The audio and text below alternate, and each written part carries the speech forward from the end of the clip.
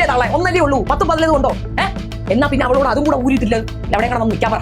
കാണട്ടെ ആണുങ്ങള്, പിടിക്കട്ടെ, അവർക്ക് ഞെക്കണമായിരിക്കും ആണുങ്ങള്, കണ്ടവന്മാര് കണ്ട് ഒലിപ്പിക്കണമായിരിക്കും. കണ്ടെടുത്തോളം മഞ്ജു ചേച്ചി അവരുടെ വർക്കിംഗ് ഫീൽഡിലായാലും മറ്റേതെങ്കിലും കാര്യത്തിലാണെങ്കിലും വലിയൊരു ഗോസിപ്പുകൾക്കോ വിമർശനങ്ങൾക്കോ ഇട കൊടുക്കാതെ അവരുടേതായ ഒരു ജീവിതം ജീവിക്കുന്ന ഒരു സ്ത്രീയാണ്. എന്നിട്ടും മഞ്ജു ചേച്ചി അവരുടെ മകളെ ഇത്രമേൽ സപ്പോർട്ട് ചെയ്യുന്നുണ്ടെങ്കിൽ ചേച്ചിക്ക് അവരുടെ മകളിലുള്ള കോൺഫിഡൻസ് ആണ്, അവൾക്ക് അറിവുണ്ട്, അവൾക്ക് തീരുമാനിക്കാൻ അറിയാം എന്ന് കണ്ടിട്ട് തന്നെയാണ്. She's A great mother. 1994 നമ്മുടെ ഐശ്വര്യ റോയ് ഈ സ്യൂട്ടില് റാം വാക്ക് നടത്തി.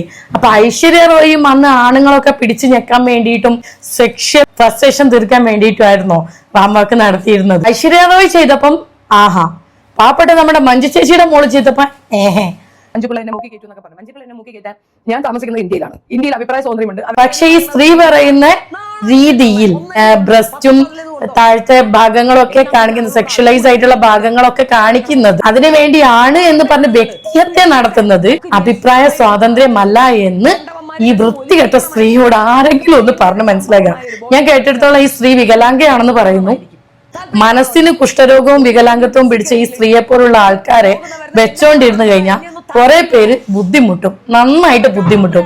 ഒരാളെ കൊണ്ട് പോലും ഈ സ്ത്രീ നല്ലത് പറയുന്നത് അവരുടെ വീഡിയോയിലില്ല.